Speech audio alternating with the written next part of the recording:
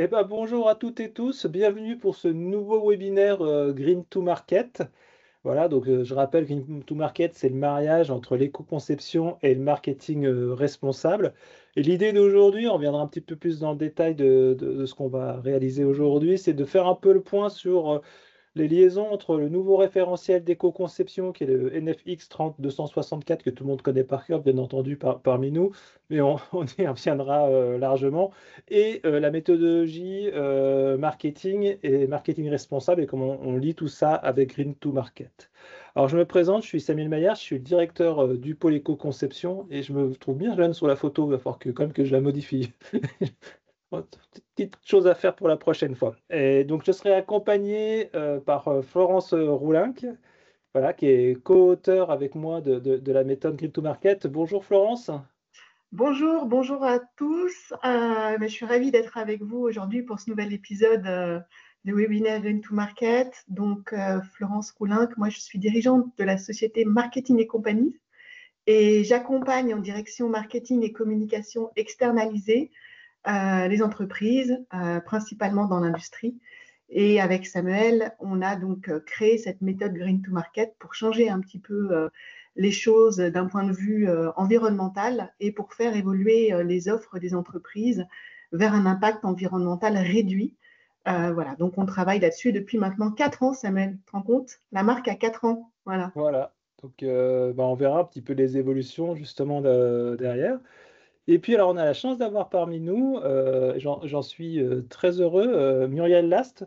Voilà, alors Global Sustainability Director chez Sigvaris, mais je vais laisser se présenter. Puis on se connaît de longue date, puisqu'on a travaillé dans des fonctions précédentes de Muriel. Bonjour Muriel. Oui, bonjour à tous. Muriel Last. Moi, je vous parlerai tout à l'heure du groupe Sigvaris. Donc chez Sigvaris, on conçoit, on développe des solutions de compression médicale. Qu'est-ce que c'est les solutions de compression médicale? C'est des chaussettes, des bas, des collants pour le traitement de l'insuffisance veineuse. Donc c'est du textile médical. Et Sigvaris Group en France, c'est 3 sites industriels en Alsace et dans la Loire. Vous voyez, avec 650 collaborateurs, 150 métiers, mais je vous en dirai un petit peu plus tout à l'heure. Peut-être juste pour rappeler aussi, toi, tu as une histoire, tu as été directrice marketing dans plusieurs entités aussi avant, et donc tu as basculé dans le côté obscur de l'environnement depuis que tu es chez Sigvaris. Voilà, donc c'est pour ça que on était heureux d'avoir cette discussion-là pour faire le lien entre le marketing, le développement durable et l'éco-conception. Alors, on a deux, trois parties aujourd'hui. Alors, juste pour vous le rappeler, Florence va vous repréciser la méthode Green to Market. Moi, je vais revenir rapidement sur la norme. L'idée, c'est pas dans une présentation complète de la norme, c'est pas l'objet, mais je vais vous présenter succinctement et je vais vous expliquer les enjeux par rapport à la démarche marketing.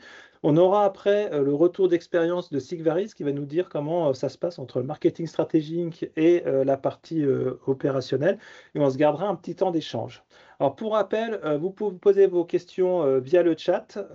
Voilà, Florence les récupérera et on essaiera de les traiter soit pendant, soit à la fin. Donc il faut des présentations. Le webinaire est enregistré, il sera retransmis sur la chaîne YouTube du pôle éco-conception, donc vous inquiétez pas là-dessus. Et nous vous transmettrons les supports, donc c'est pas la peine de faire des captures d'écran ou de vous embêter, on vous enverra ça très proprement dans un format PDF qui convient bien. Donc peut-être pour commencer, Florence, est-ce que tu peux nous dire un peu plus sur la méthode Green to Market? Oui, alors donc en fait, comme on vous l'a dit tout à l'heure, on associe avec cette méthode le marketing responsable et l'éco-conception pour respecter à la fois les limites planétaires, bien sûr les choix qu'on fait qui sont des choix aussi sociaux, hein, quand on travaille sur les offres, conception des offres des entreprises, et tout ça dans l'idée que l'entreprise puisse avoir une activité durable, durable d'un point de vue environnemental, mais durable aussi dans le temps. Donc l'idée, c'est de trouver des solutions qui soient pérennes pour l'entreprise.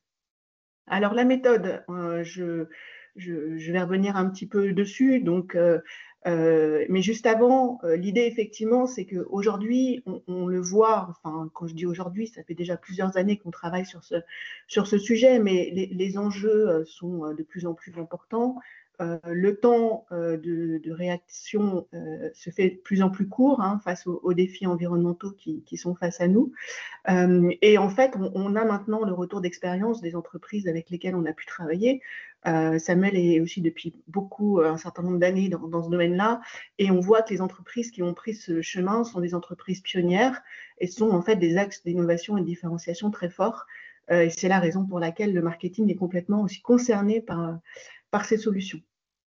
Voilà, donc pour revenir à la méthode Green to Market, elle consiste en fait en différentes étapes. Je vais aller assez rapidement sur ces étapes. On va beaucoup parler de la première étape puisque c'est celle qui est en rapport avec l'évolution de la norme dont Samuel va vous parler. Cette première étape, elle consiste en fait à faire un diagnostic à la fois interne et externe de l'environnement de l'entreprise, afin en fait d'établir un SWOT à travers lequel on pourra identifier les principaux enjeux Green to Market. Donc quand je dis principaux, l'idée c'est d'en sélectionner peut-être 2 ou 3 sur lesquels on va pouvoir travailler. L'étape suivante, une fois qu'on a passé cette identification des enjeux environnementaux, ça va être de définir cette stratégie Green to Market, donc association de la stratégie marketing et de la stratégie d'éco-conception, en tenant compte, bien sûr, de la stratégie d'entreprise. On en reparlera un petit peu avec Muriel tout à l'heure sur la dimension RSE et sur le sujet dont on va parler. En travaillant aussi d'un point de vue marketing sur la segmentation, le ciblage, notamment par rapport aux attentes environnementales. L'idée, c'est vraiment de répondre à un besoin marché, de ne pas passer à côté, c'est pas faire de l'éco-conception, mais c'est vraiment répondre à travers l'éco-conception à un besoin marché. Et du coup, pouvoir avoir un positionnement clair d'un point de vue marketing, c'est-à-dire un axe différenciant fort qui permette aussi de prendre une place unique sur un marché. Donc, à la fin de cette deuxième étape, on a une stratégie Green to Market claire et on va pouvoir passer à l'étape suivante, qui est l'étape 3, où on démarre le projet Green to Market d'un point de vue complètement opérationnel. Donc là, on va constituer une équipe. On va travailler en mode projet, travailler sur différentes évaluations environnementales. Donc, les choix environnementaux, c'est jamais du 100%, c'est toujours des choix entre une solution et une autre. Donc, il y a des analyses qui sont faites au fur et à mesure pour être sûr aussi qu'il n'y a pas de transfert d'impact, enfin, des choses que vous connaissez sans doute déjà très bien. Et ensuite, on arrive aux phases de lancement et de communication. Donc là, on arrive sur le lancement sur le marché. Et on reste toujours dans cet esprit de marketing et de communication responsable. L'idée étant aussi sur les aspects de communication d'éviter le greenwashing, ce qui permet, en fait, toute cette méthode permet évidemment d'arriver à des solutions qui sont très claires et très transparentes d'un point de vue communication. Voilà, donc là, ça y est, le produit, le service est lancé sur le marché. Et ce qu'on préconise pour conclure, pour boucler la boucle dans la méthode, c'est une 4e étape de retour sur expérience. C'est vrai que dans les entreprises, on a souvent tendance à oublier un peu cette étape parce que on est projeté dans notre projet suivant et que ça va en général un peu vite. Nous, on est très attachés à cette étape-là, surtout sur les aspects environnementaux qui sont souvent des choses un peu nouvelles. Et donc, du coup, on souhaite, au bout de quelques mois, en général, on préconise une période de 6 mois après le lancement, avoir un retour sur expérience pour, bien sûr, réinjecter ce qui s'est bien passé dans les projets suivants et être attentif aux difficultés qu'on a pu avoir pour éviter de les reproduire aussi par la suite. Voilà, donc très rapidement, voilà un petit peu la méthode. Donc on accompagne à la fois les entreprises dans le suivi de projet avec cette méthode de façon à ce que les équipes puissent se l'approprier et ensuite être opérationnelles sans nous, de façon complètement autonome. Et en parallèle, on propose aussi des formations. Donc soit en intra-entreprise, où là en fait on se déplace et en fait on travaille au cas par cas en fonction des problématiques des sociétés, soit en distanciel, qui sont des formations où on présente la méthode Green to Market, Et pour ça, on a un module, donc, enfin 2 solutions, soit 3 modules Green to Market pour les personnes qui connaissent déjà un petit peu l'éco-conception et la communication responsable, soit un module complet, donc 5 parcours dans lesquels on intègre justement l'éco-conception et la communication responsable. Donc ça démarre très vite là, octobre-novembre. Donc si vous souhaitez vous inscrire, c'est ouvert, les inscriptions sont ouvertes. Et pensez aussi à vos OPCO, puisque ce sont des formations qui sont finançables par les OPCO. Donc voilà, vous avez les contacts, Samuel, moi, vous avez aussi Amandine Autier au pôle qui s'occupe de cette partie-là. Donc n'hésitez pas à rejoindre un petit peu la team Green to Market. Voilà. Merci pour cette concision. Alors, si vous avez des questions, ça peut être un Green to Market, on pourra y revenir tout à l'heure. Je vais essayer d'être concis, ce qui n'est pas facile pour moi. Donc voilà, Florence m'alertera si je suis trop long. Je voulais vous parler du nouveau référentiel éco-conception qui est la NFX 30264, qui est la méthodologie de mise en place d'une démarche d'éco-conception. Alors, c'est un document qui est une révision, hein, puisqu'il date, la sortie initiale était de 2011 ou 2013, je ne me souviens plus. En tout cas, j'avais participé à la première rédaction et j'ai piloté le groupe de travail à l'AFNOR sur sa révision. C'est une révision complète puisque le premier référentiel était plutôt un référentiel qualiticien et là, on a vraiment un référentiel sur la démarche. Alors, la première chose, c'est que le référentiel, il redéfinit un petit peu ce qu'est une démarche d'éco-conception, puisque ça n'a jamais été vraiment défini dans le cadre normatif, que ce soit français ou international. Et ce document, il va être porté à l'international par l'AFNOR et l'ADEME. Alors, on ne sait pas encore si ce sera au CEN, donc au niveau européen, ou au niveau international à l'ISO, mais c'est quelque chose qui va être porté plus largement. Donc, les définitions d'éco-conception telles qu'elle est dans le document, c'est une approche méthodique qui prend en considération les aspects environnementaux lors du processus de conception et de développement dans le but de réduire les impacts environnementaux, et ce, tout au long du cycle de vie d'un système. Alors, ce qui est important de voir dedans, c'est que c'est une approche méthodique, donc c'est une méthode, tout comme Green to Market, on le verra. Green to Market, c'est une méthode métier, là c'est une méthode globale, quelles que soient les fonctions que vous portez dans l'entreprise. Et l'autre point d'importance, c'est la notion de système, on ne parle plus de produit. Ce qu'on entend par un système, c'est tout produit, service, procédé, infrastructure, système, produit, service, qui peuvent être mis en œuvre dans le cadre du cycle de vie qui est présenté à côté. Alors, dans le document, il y a une évolution des principes. Je vous les présente très très rapidement, mais ça pourrait être approfondi très longuement. C'est une approche multi-étapes, multi-critères, donc sur le cycle de vie complet, sur l'ensemble des indicateurs environnementaux, c'est-à-dire pas uniquement l'indicateur carbone. On travaille sur le pilotage des transferts d'impact d'une étape du cycle de vie à une autre ou d'un indicateur d'impact à un autre. Et il y a toujours une recherche de compromis parce qu'on ne fait jamais le produit dont on est arrivé. Et en particulier au niveau de l'environnement, il faut arriver à aligner entre les besoins clients, la réglementation, la faisabilité technique, etc. Et puis, ce qui est important, c'est la consolidation de la prise en compte des parties prenantes, qu'elles soient internes ou externes. Je vous montrerai un petit schéma juste après. Et la prise en compte des modèles économiques. Alors, sur la partie modèle économique, je vous invite à regarder notre ancien webinaire sur lequel on avait présenté un peu ces modèles. On vous le remettra dans les liens. Donc, c'est les parties prenantes internes et externes qui ont été définies. Donc, ce qui est en bleu, c'est, on va dire, l'entreprise. Donc, bien entendu, la direction, le marketing, la R&D. En fait, toutes les fonctions d'entreprise qui participent de près ou de loin à la conception et la mise en œuvre du produit, du service, enfin du système. Voilà, ça peut aller jusqu'au service après-vente, bien entendu. En amont de tout ça, en partie prenante externe, on va voir l'ensemble de la chaîne de valeur des fournisseurs, de l'extraction des matières premières, de l'énergie, des sous-ensembles qui sont nécessaires pour répondre à la mise en œuvre du service. Et en aval, on va voir la distribution, les clients utilisateurs, et puis tous les organismes qui vont participer à la gestion fin de vie, et voir les éco-organismes si vous êtes dans une filière REP.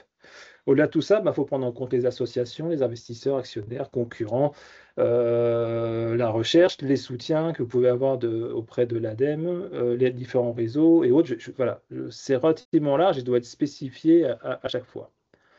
Sur la partie évolution sur les modèles économiques, l'éco-conception, ça peut être faire de la même chose avec moins, mais ça peut être aussi de la mise en œuvre de nouveaux modèles économiques, comme la circularité, mise en place de la circularité avec l'intégration de matériaux recyclés, renouvelables, recyclés, recyclables. Ça peut être un modèle d'allongement de la durée de vie, pardon, avec une durabilité du système plus longue chez l'utilisateur, des systèmes de réparation, de remise à neuf qui sont possibles.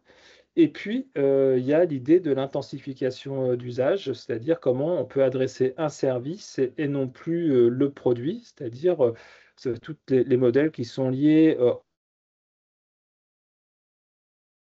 service. Alors, en anglais, ça se dit product as a service, système produit service, économie du partage, économie de fonctionnalité, tous ces nouveaux modèles d'affaires qui se développent actuellement. Donc voilà sur la partie, on va dire, définition, concept. Si on regarde sur la méthodologie, alors je ne peux pas tout vous montrer parce que voilà, c'est énorme, mais j'ai le droit de vous montrer ce schéma. J'ai vu avec AFNOR. En fait, il y a une phase préparatoire qui est analyser le contexte global de l'organisation qui n'existait pas dans le référentiel avant. Où on disait, voilà, il faut avoir une politique d'éco-conception, puis on s'appuie dessus. Voilà, donc ça, c'est quelque chose qui est complètement nouveau. Et ensuite, l'entreprise peut porter un ou plusieurs projets. C'est pour ça qu'on a projet d'éco-conception 1, projet d'éco-conception N, et puis on a 3 petits points entre les deux. Et il y a différentes étapes qui sont prévues. Donc, établir, analyser le système de référence, identifier les lignes directrices d'éco-conception, recherche de solutions, valider la solution éco-conçue, communiquer sur la démarche, et une étape de capitalisation qui est sur le côté, qui est vraiment d'ailleurs en lien avec ce qu'on fait nous, on a préconisé dans Green to Market. Alors, ce qu'il faut comprendre, c'est que dans le groupe de travail, c'est un groupe de travail à l'AFNOR, on était une dizaine d'experts, à la fois des entreprises, des consultants, l'État, des écoles qui étaient là. On a retravaillé toutes ces étapes-là.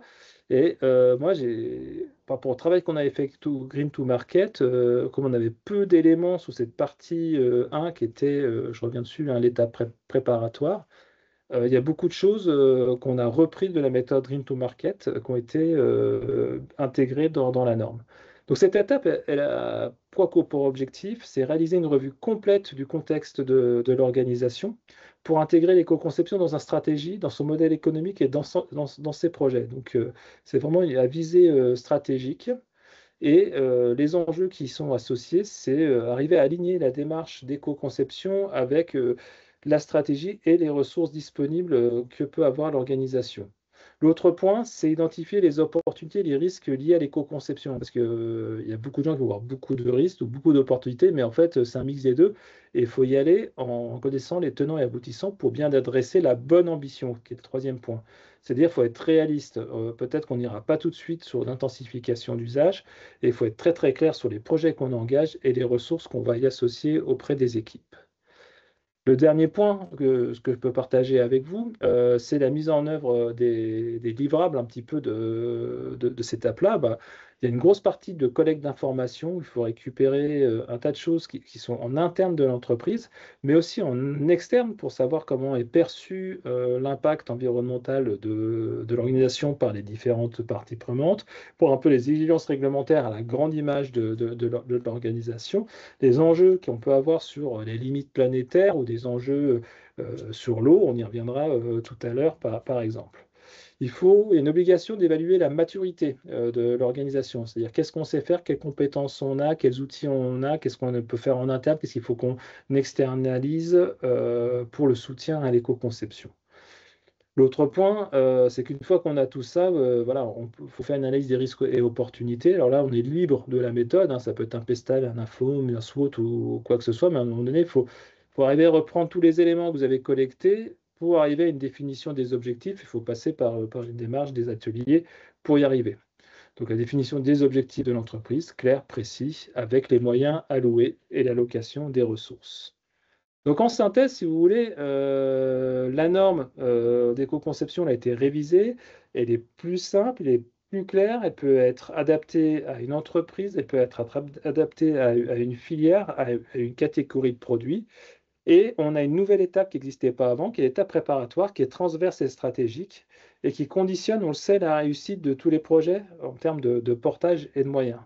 Donc l'organisation, elle doit aussi adapter son ambition à sa maturité et ses ressources. Voilà, donc on peut faire des premières expérimentations, on peut faire des choses plus complexes qui demandent plus de moyens. Ça peut être des moyens financiers, des moyens techniques, des moyens de connaissances. Et puis l'autre point, et ça, ça a été remonté via la méthode Green to Market, c'est qu'il faut capitaliser les résultats pour que la démarche, elle s'améliore et que les systèmes suivants soient meilleurs après qu'avant et qu'on soit toujours dans un processus d'amélioration continue sur l'ensemble des projets. Donc voilà en quelques mots les éléments un peu nouveaux et ce qu'on a en termes de cette étape qui est complètement nouvelle dans la méthodologie d'éco-conception. Alors je vous invite à télécharger le document parce que je ne peux pas vous le fournir, vous pensez bien de l'AFNOR pour voir ça dans le détail.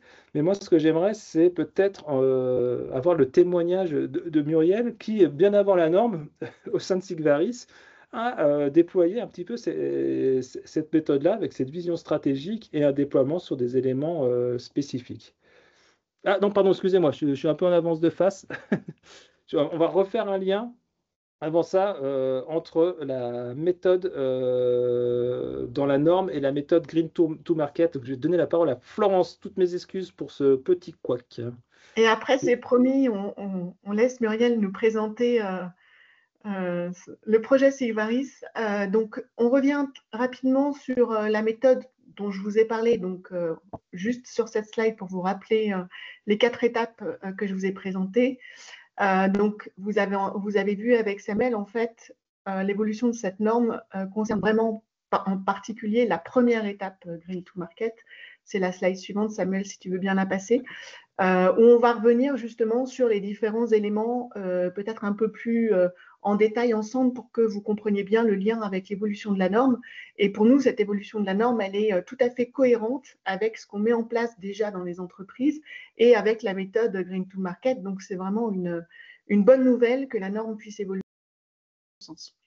Alors, un petit mot sur l'analyse externe, donc sur la slide d'après, puisque là, en fait, on va s'attacher à aller explorer, en fait, différentes parties prenantes. On va en reparler aussi avec Muriel tout à l'heure. Donc, on va travailler sur, bien sûr, les attentes de nos clients, les attentes de nos fournisseurs, nos partenaires. Est-ce qu'aujourd'hui, ils sont engagés sur un certain nombre d'actions environnementales? Quelles sont les évolutions des technologies? Que font nos concurrents ou ne font pas d'ailleurs? Les aspects réglementaires qui sont fondamentaux, alors soit la réglementation existante, soit la réglementation qu'on anticipe parce qu'on sait que de toute façon la réglementation évolue régulièrement, donc le mieux c'est quand même effectivement de l'anticiper. Et on va tirer un certain nombre de données environnementales de cette analyse externe.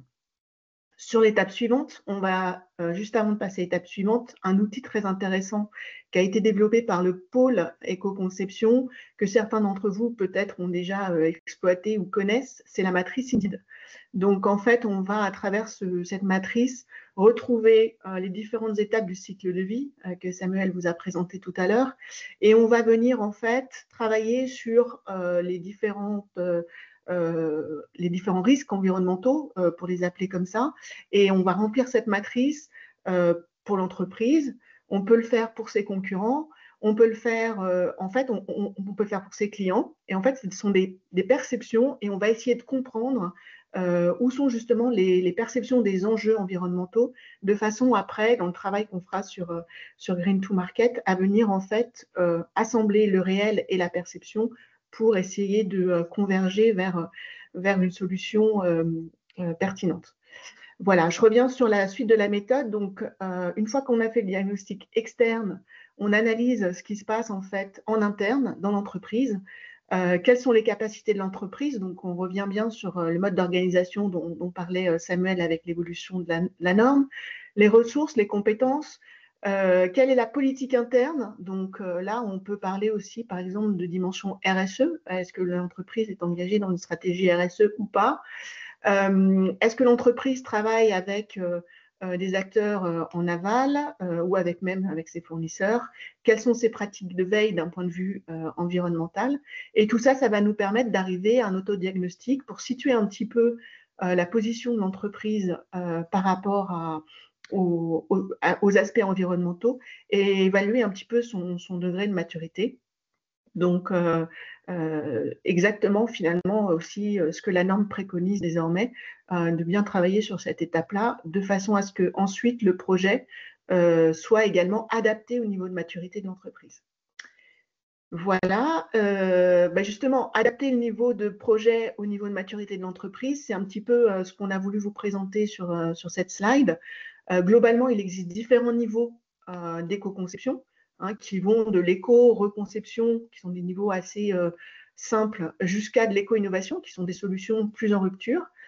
Comme vous pouvez le voir là sur l'exemple de la bouteille d'eau, où on peut aller d'un, entre guillemets, simple changement d'épaisseur de matière de plastique sur une bouteille jusqu'à une transformation complète de l'offre avec une distribution d'eau en vrac, avec un distributeur d'eau, voilà.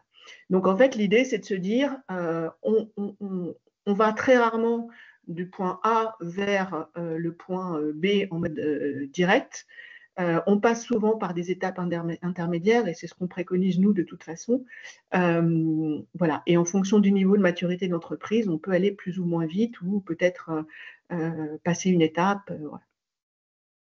Et donc, pour conclure sur cette partie Green to Market, donc sur l'étape 1, on finalise en fait cette étape à travers un SWOT, qui est un outil que vous connaissez tous. Nous, c'est un outil qu'on utilise vraiment très régulièrement. Et en fait, ce SWOT, il est fait en regard des solutions, des problématiques environnementales.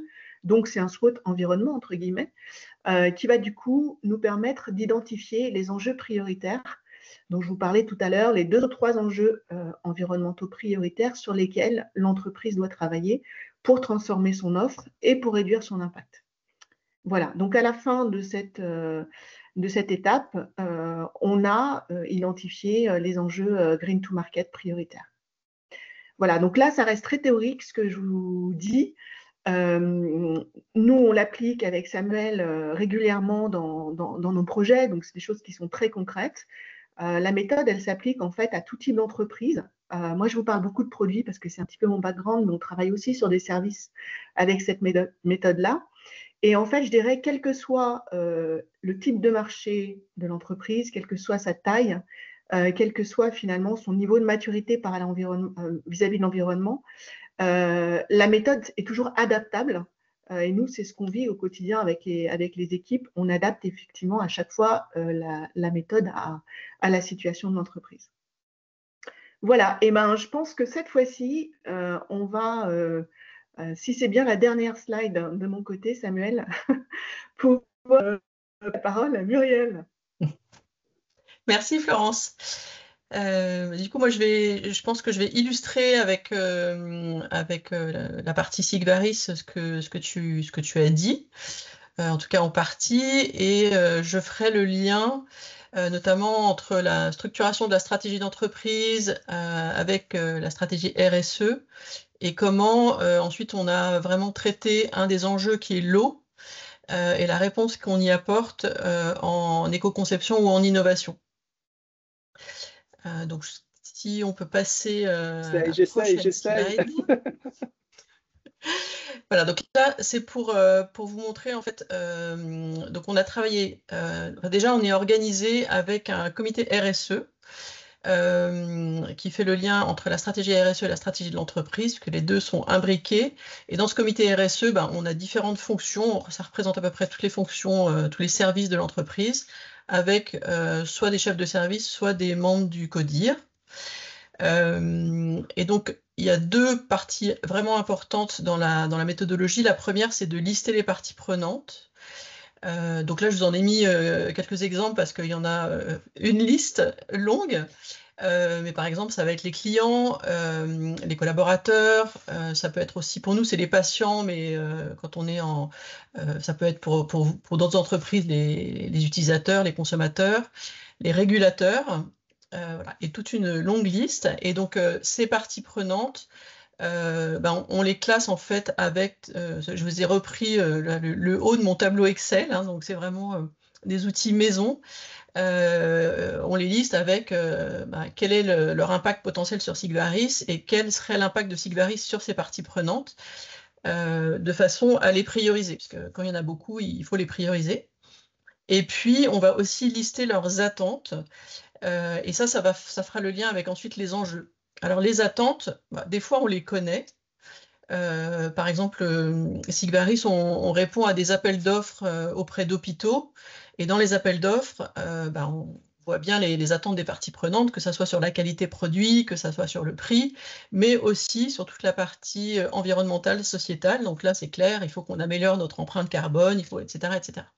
Et puis des fois, on ne connaît pas forcément les attentes de nos parties prenantes. Et là, je vais prendre l'exemple des patients. Donc les patients, on fait du marketing chez Sigvaris, on les écoute, on leur parle, donc on connaît très bien leurs attentes sur il faut que ça soit facile à enfiler, il faut que ça ait des jolies couleurs, il faut que ça soit confortable, etc. etc. Mais sur l'environnement, ce n'est pas forcément ce que les patients attendent de nous, ou sur la partie sociétale.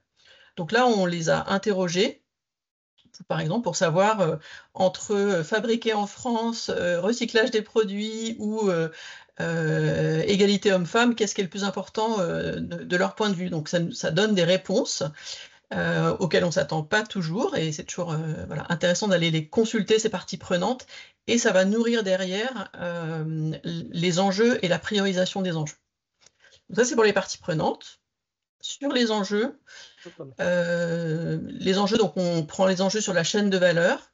Tu veux me faire accélérer, Samuel, c'est ça? Non, pas du tout. J'ai cru que c'était moi là qui étais à la bourre. Donc, Donc sur les enjeux, on prend toute la chaîne de valeur. Donc pour Sigvaris, c'est une chaîne de valeur qui est très complète, hein, puisque on achète des matières premières, ensuite on fabrique avec des étapes de fabrication qui sont intégrées dans une très belle usine près de Saint-Étienne, puisqu'on va préparer les fils, on va les tricoter, ensuite on a de la confection, c'est-à-dire de la couture, on a de la teinture, ensuite on va emballer les produits, et ensuite ça ressort de l'usine pour être livré aux clients, aux pharmacies, puis aux patients. Et donc pour chaque étape de cette chaîne de valeur, on va lister les enjeux. Il y a des enjeux qu'on connaît déjà depuis longtemps et qu'on maîtrise, par exemple la qualité et la sécurité des produits. On travaille dans le dispositif médical, tout ça c'est connu et maîtrisé depuis longtemps. Et puis il y a des nouveaux enjeux, souvent qui peuvent venir du contexte externe. Alors pour toutes les entreprises, vous connaissez bien, il y a l'enjeu sur réduire nos émissions carbone. Donc ça c'est un nouvel enjeu. Et puis nous on en a un spécifique qui est l'enjeu de l'eau, dont je vais vous parler maintenant. En tout cas, quand on a listé tous ces enjeux, on les priorise. Et là, c'est vraiment un travail en collectif avec les différentes fonctions pour coter les enjeux. Donc sur l'eau, donc je vous ai dit qu'on tricotait des produits et qu'on les teignait. Et donc la teinture, ça consomme de l'eau, puisque en fait les produits qui sont tricotés, on va ensuite les teindre par trempage dans des bains d'eau successifs. Donc c'est un petit peu comme si vous teigniez votre jean dans votre machine à laver. Voilà, vous utilisez de l'eau dans votre machine à laver. Donc là, c'est version plus grande. Et donc l'eau, c'est en fait un enjeu environnemental depuis longtemps chez Sigvaris. On a bien conscience que c'est une ressource et qu'il faut y faire attention. Donc d'abord sur la qualité de l'eau qu'on va rejeter.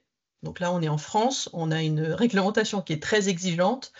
Et ce que vous voyez sur cette magnifique photo, c'est notre obligation qui est de pré-traiter nos effluents. Donc là, c'est la station de pré-traitement.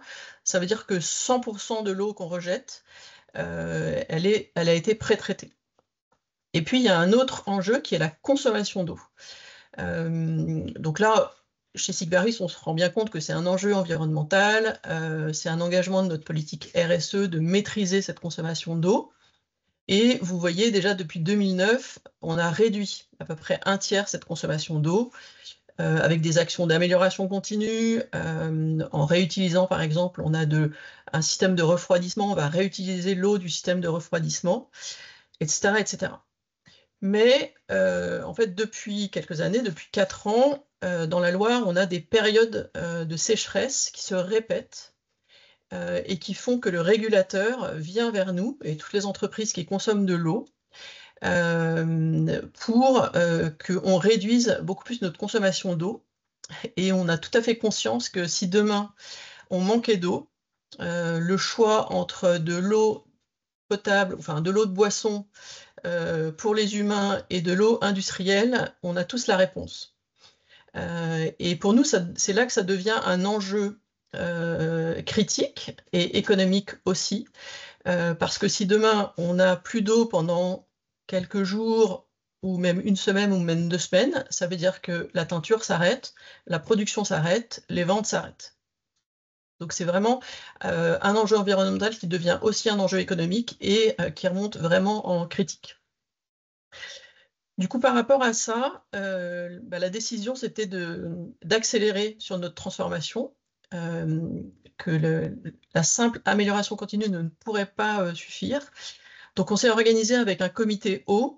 Alors si vous avez, c'est un peu comme dans vos entreprises, si vous avez un plan climat, vous avez un comité climat ou un comité carbone, selon comment ça s'appelle. Là aussi, on retrouve plusieurs fonctions parce que c'est des sujets très transversaux. Donc il faut avoir plusieurs fonctions pour travailler ensemble. Et on se fixe un objectif. Donc là, on s'est fixé un objectif de réduire d'ici 2030 encore de 40% notre consommation d'eau, en plus des 1/3.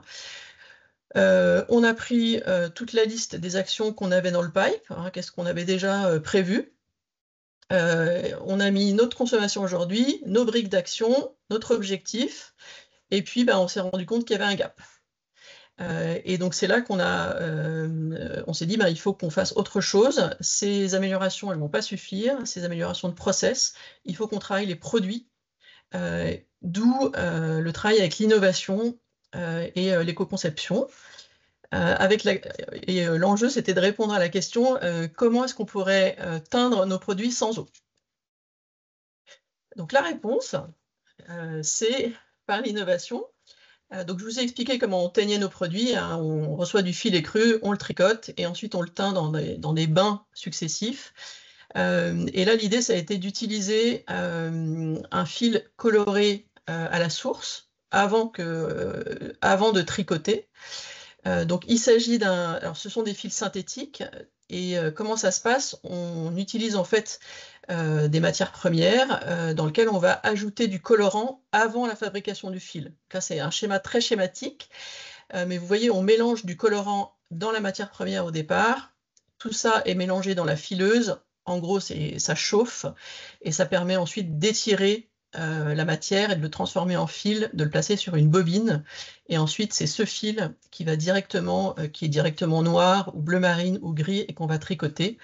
Et donc, à aucun moment, on a utilisé de l'eau. Il n'y a pas de transfert d'eau pour la coloration. Donc, ça semble très simple comme ça, parce que j'essaye de vous l'expliquer simplement. Et c'est un fil qui existe sur le marché, mais c'est la première fois qu'on l'utilise pour des dispositifs médicaux, pour du textile médical et de la compression.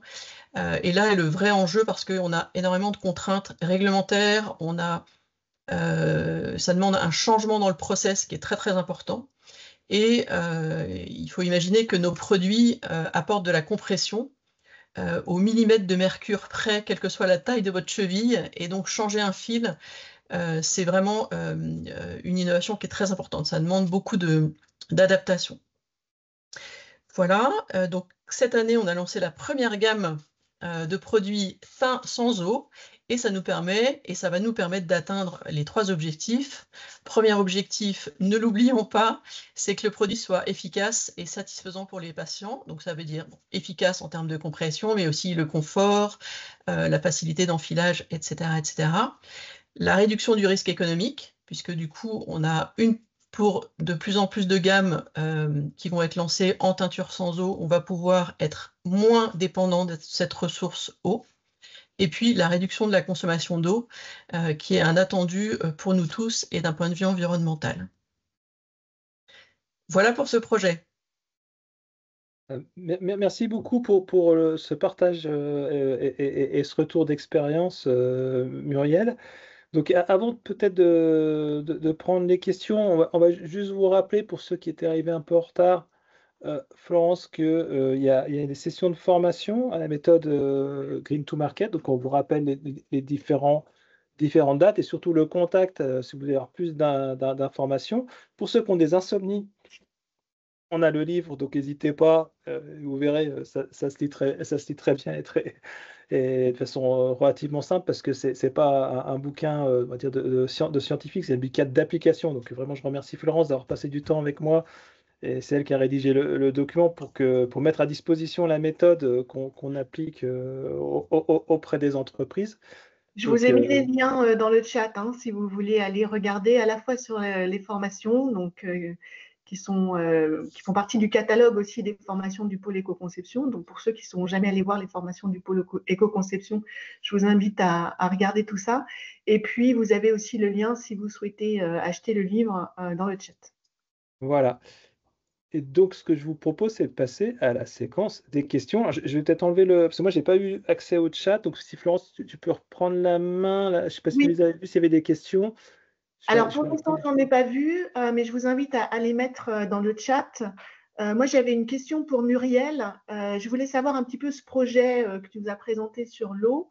Comment ça s'est passé en termes de timing? Alors, en termes de timing, ça représente un développement produit et process qui était assez compliqué. Donc, ça a pris 2 ans en tout pour développer et lancer le produit et pour toutes les adaptations industrielles. D'accord. Et tu parlais des aspects réglementaires, parce que c'est vrai que c'est un marché qui est quand même très particulier, un dispositif médical. Il y a des contraintes supplémentaires, je dirais, par rapport à des produits qui peuvent être des chaussettes classiques. Comment est-ce que dans ce timing, les aspects réglementaires ont été intégrés? Comment vous avez travaillé sur cette partie-là? Donc, sur la partie réglementaire, on parle ce qu'on appelle le cahier des charges de la sécurité sociale ou du remboursement qui permet le remboursement des produits de compression médicale. Et donc, c'est intégré avec des contraintes qui sont intégrées dans nos process de développement, qui sont très très bien maîtrisés par les équipes. Et donc, on vérifie dès qu'on change quelque chose ou qu'on amène quelque chose de nouveau dans un produit ou dans un process, on s'assure que ça respecte le cahier des charges et les produits ensuite sont de toute façon certifiés par un organisme avant la mise sur le marché. D'accord, très bien. Moi, j'avais une question aussi. Parce que moi, j'ai aussi une petite question. Tu me l'avais dit, Florence.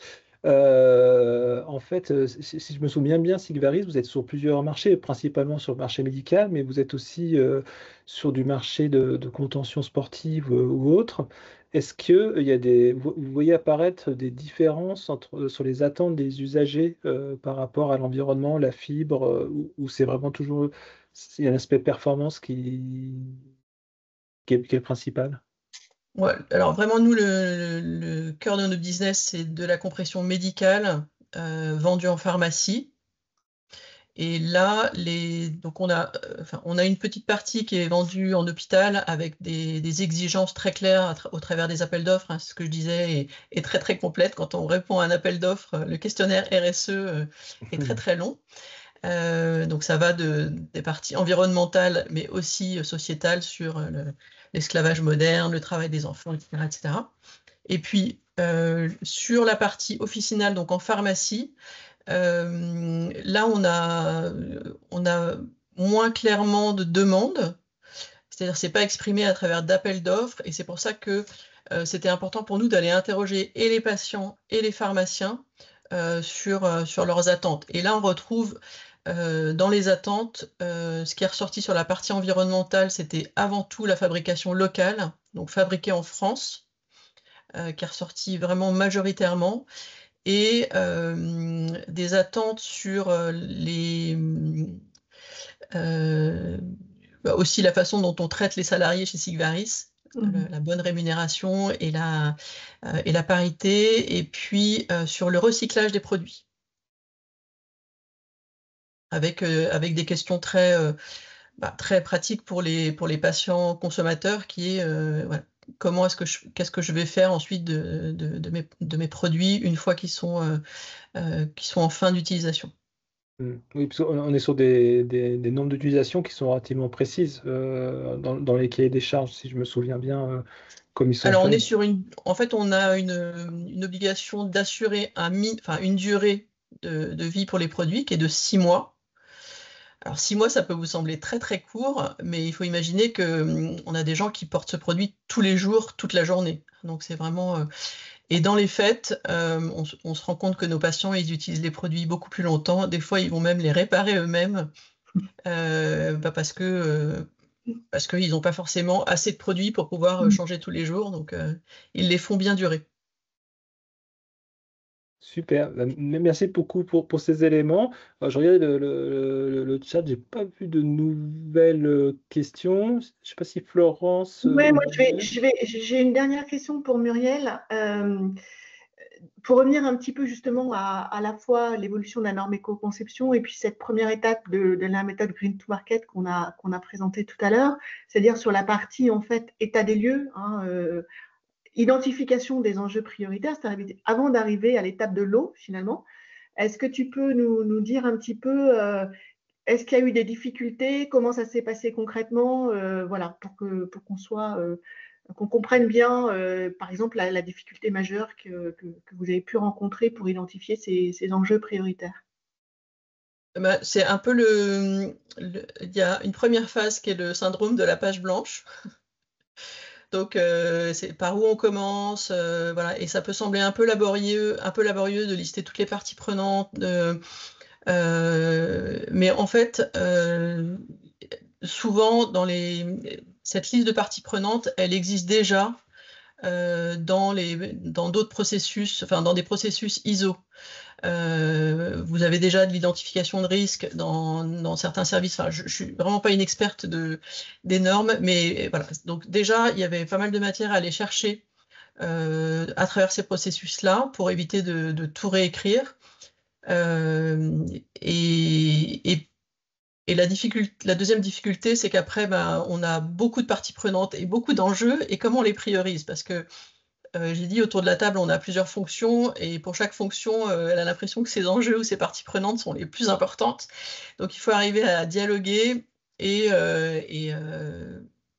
finalement trouver des critères pour coter les parties prenantes ou les enjeux sur l'impact sur l'entreprise et la notion de risque.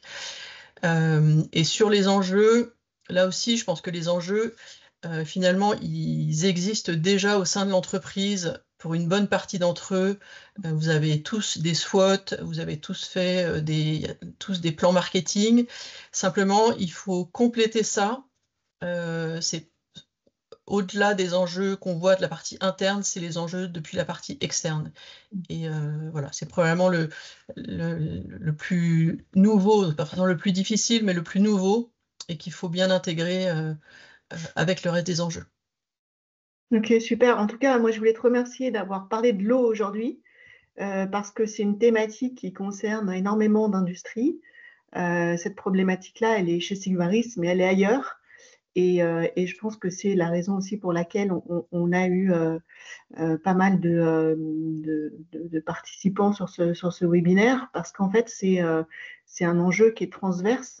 Et le fait de pouvoir présenter des solutions, de montrer que même en se fixant des objectifs ambitieux, on arrive à trouver des solutions innovantes, en se mettant tous autour de la table, je trouve que c'est une très bonne illustration de ce qu'on peut faire, en tout cas autour de l'eau. Voilà. Et n'hésitez pas du coup aussi dans le chat, hein, si vous êtes vous aussi concerné par une problématique liée à l'eau, peut-être Des à questions témoigner. aussi, hein, Florence, qui sont apparues. Je ne sais pas si vous les avez vues. Alors, je te les fais. Alors, c'est principalement pour Muriel. Concernant le recyclage, quelle est la fin de vie des bas? Enfin, est-ce qu'il y a des conseils clients pour se départir du dispositif médical?